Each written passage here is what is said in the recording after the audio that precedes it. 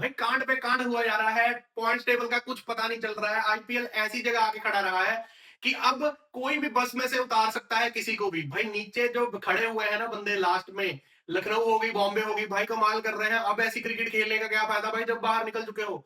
अब उनका वो है कि भाई ना हम गए हैं ना हम किसी को जाने देंगे, हम सबकी टांगे पकड़ पकड़ के नीचे खींचेंगे। यही कुछ कर रही है लखनऊ और बॉम्बे की टीम। भाई बॉम्बे ने लास्ट मैच जाके अभी पंजाब को हरा दिया।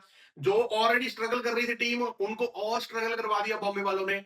आज लखनऊ ने, जिनके चांसेस थोड़े बन रहे थे कि भाई 3 मैच हैं आज का जीतेंगे, उसके बाद 2 में से एक ही जीतना है और फिर क्वालिफाई कर जाएंगे। चेन्नई सुपर किंग्स वाले यही सोच के बैठे होंगे भाई आज लखनऊ ने हरा दिया भाई उनको। और वो भी हराया नहीं, वन साइडेड हराया है।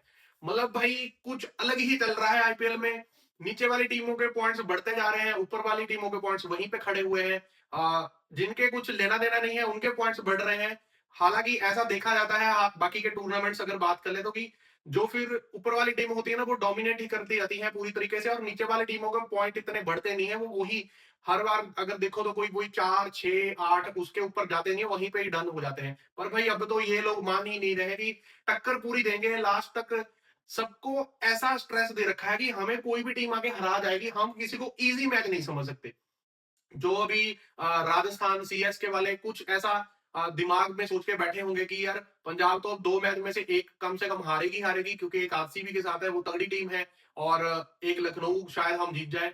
भाई लखनऊ भी अब तगड़ी ही टीम है। जिस तरीके की फॉर्म में वो लोग वापस आ गए हैं, बॉलिंग अटैक तो चलो पहले से ही उनका अच्छा था। अब जो बैटिंग परफॉर्मेंस देने लग गई है, उनको हराना भी बहुत ज्यादा मुश्किल है। अब वो भी वो जाके उनके होम ग्राउंड के ऊपर, जो उन्होंने लगातार 2 मुकाबले जीत लिए हैं अपने होम ग्राउंड के ऊपर। सो अब खाता खुल चुका है लखनऊ वालों को। अब कोई स्ट्रेस नहीं है ना भाई, अब टेंशन फ्री होके खेलना है उन्होंने। उनका कुछ लेना देना ही नहीं है, आप क्वालिफाई करो आप क्वालिफाई ना करो, उनको कुछ किसी चीज से फर्क ही नहीं पड़ रहा है। तो ऐसा ही सेम विद मुंबई इंडियंस। भाई मुंबई इंडियंस को भी फर्क नहीं रहा, वो हमने लास्ट मैच में देख लिया। टेंशन फ्री होके खेल रहे हैं वो लोगों को, कोई फर्क नहीं है क्योंकि ऑलरेडी एलिमिनेशन में जा चुके हैं वो लोग। और उन्होंने पंजाब को हराया आज। लखनऊ वालों ने हरा दिया चेन्नई सुपर किंग्स को। चेन्नई सुपर किंग्स पहले बैटिंग करने उतरी, टोटल उनको लगा होगा कि हमने ठीक लगा दिया 180 के आजू बाजू ना, क्योंकि लखनऊ की पिच के ऊपर ना ऐसा ही टोटल लगता है। अभी तक जितने मैच देखे गए थे कोई ज्यादा बड़ा टोटल नहीं लगा है। मुझे लग रहा है कि 190 के ऊपर तो गया ही नहीं है टोटल। तो उनको लग रहा होगा कि हमने बहुत बढ़िया टोटल लगा दिया। और वो तब तक लग रहा होगा जब तक मिचेल मार्श का बल्ला नहीं चला। भाई मिचेल मार्श क्या ही बैटिंग कर रहा है।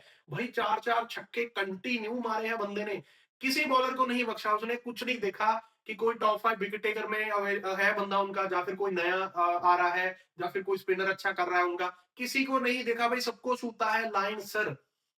हम बात कर लें जॉस इंग्लिश आज उसके सामने फीका पड़ रहा था मार्च के सामने, जहां के जॉस इंग्लिश भी बहुत ताबड़तोड़ बैटिंग करता है।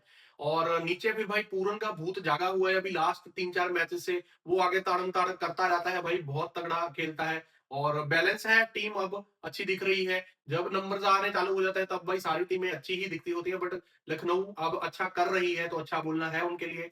मैं पहले से उम्मीद लगा के बैठा हुआ था, मुझे था कि भाई वो टॉप 4 वाली टीमें होती है ना, जो अभी सीएसके, राजस्थान, पंजाब, उनमें टक्कर चल रही है कि कौन अंदर जाएगा कौन बाहर। मुझे लग रहा था वहां तक तो मैं लखनऊ को देख रहा हूँ, क्योंकि लखनऊ के मुझे बॉलिंग अटैक के ऊपर ज्यादा भरोसा था कि बॉलिंग अटैक बहुत अच्छा करेगी, कि प्योर इंडियन बॉलिंग अटैक है उनके पास।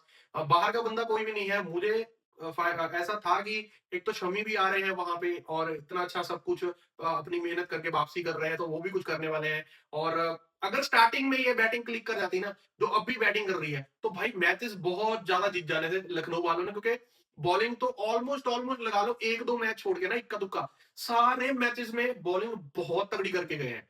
लखनऊ के बॉलरों की तारीफ तो बनती ही है भाई, वो बॉलिंग अपने तरीके से बेस्ट करके गए हैं। अब इससे अच्छी बॉलिंग मुझे दिख नहीं रही है सारे टूर्नामेंट में। ओवरऑल जो सारे 4 5 बॉलर ऐसे हो जो पूरा प्रॉपर परफॉर्मेंस दे रहे हो, किसी भी टीम को उठा के देख लो, ऐसा नहीं होगा किसी के 2 बॉलर अच्छे होंगे, किसी के 3 अच्छे होंगे, किसी का एक अच्छा होगा।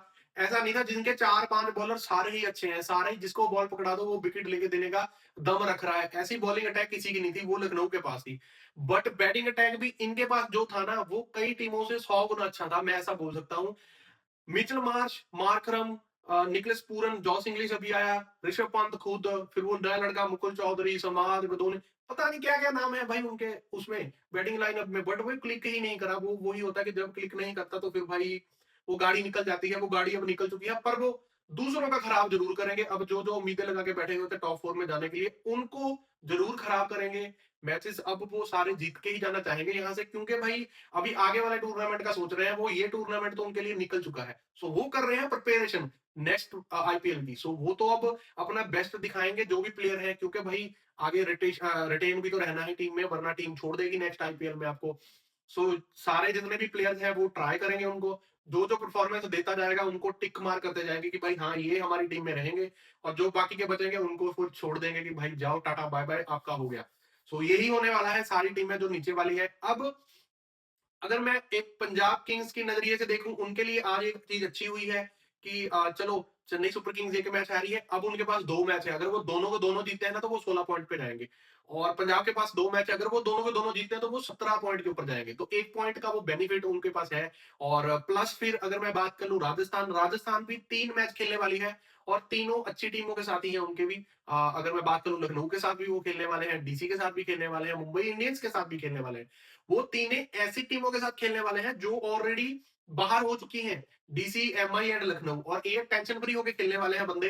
अब तीनों की तीनों टीमों में से एक तो कोई हरा के जाने वाला है राजस्थान को, वो भी मेरे को पक्का पता है कि एक मैच तो उनका जाने वाला है, तो वहां से इनके भी 16 पॉइंट ही होंगे, तो पंजाब का चांस वहां भी बन रहा है। सो सारी चीजें अभी तक ठीक जा रही हैं पंजाब किंग्स के लिए, चाहे वो 5 मैच हारे हैं। इसका बेनिफिट इसीलिए हो रहा है क्योंकि उन्होंने पहले बहुत अच्छी क्रिकेट खेल रही है, तो अब गंदी खेल भी रहे हैं, तो टेबल पॉइंट्स के ऊपर ज्यादा फर्क नहीं पड़ रहा है उनको। अभी भी उम्मीदें कायम होगी कि ये संडे को अपना आरसीबी के सामने मैच जीते और फिर लखनऊ के सामने अपना मैच जीते। अगर ये 2 मैच वो जीत जाते हैं तो वो क्वालिफिकेशन तो पक्की ही है, क्योंकि भाई फिर चेन्नई भी 16 पे पहुंच सकती है, और राजस्थान मेरे को कहीं ना कहीं लग रहा है कि 3 मैच तो वो तीनों में से नहीं जीतने वाले, क्योंकि वो भी थोड़े डगमगा तो गए हैं, उनका परफॉर्मेंस भी गया है।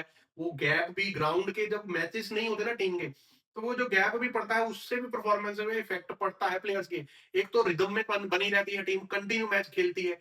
अब राजस्थान का मैच हुआ कब था मुझे तो याद भी नहीं आ रहा है, इतने दिन हो गए मैच खेले हुए। अब बाद में भी अभी और 2-3 दिन बाकी है फिर जाके उनका मैच है, तो वो गैप बहुत बड़ा पड़ गया है, उसके चक्कर में वो रिदम लेके आना वापस से खेलना वो थोड़ा डिफरेंट होने वाला है, उनके लिए डिफिकल्ट होगा। सो कल एक मुकाबला खेले जाने वाला है, उसके बारे में भी बात कर लेते हैं। वो है जी जीटी वर्सेस केकेआर, वो ईडन गार्डन कोलकाता के होम ग्राउंड के ऊपर खेला जाएगा।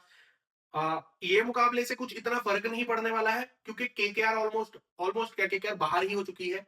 वो सिनारियो तो बहुत एक्स वाई जी है कि केकेआर अंदर आ सके, सो केकेआर का कोई फर्क नहीं पड़ रहा है, और जीटी ऑलरेडी क्वालिफाई कर चुकी है। सो कुछ इतना लेना देना है नहीं मैच का, बट जीटी जीतना ही चाहेगी यहाँ पे, क्योंकि वो डोमिनेंस दिखा रहे हैं। लास्ट के 5 मैच वो टीमों के सामने जीते हैं जो ऊपर वाली 5 टीमें हैं टेबल में। सो वो ये मैच भी कभी हारना नहीं चाहेंगे, वो जीतना ही चाहेंगे ये मैच भी। ये मैच जीत के वो टॉप 2 में ही फिनिश करना चाहेंगे। जीटी अपनी जगह किसके लिए बना रही है, वो टॉप 2 के लिए अब जगह बनानी है। उनको टक्कर सिर्फ अब हैदराबाद और आरसीबी ही दे सकती है, पंजाब तो टॉप 2 पे पहुंचना थोड़ा मुश्किल है ही। जीटी को अब ये मुकाबला कल का जीतना ही होगा। हिल की पलटन अब ईडन गार्डन पहुंच चुकी होगी। देखने वाली बात होगी कि कौन से प्लेयर्स परफॉर्मेंस देने वाले हैं ये मैच में। मुझे प्रेडिक्शंस की बात करूं तो जी लग रहा है केकेआर के लिए लास्ट टाइम हमने बोला था रघुवंशु एंड रिंकू, कल एक फरंगी चल जाएगा। ग्रीन और अगर फिन एलन खेल रहा है तो उन दोनों में से एक प्लेयर रन करेगा।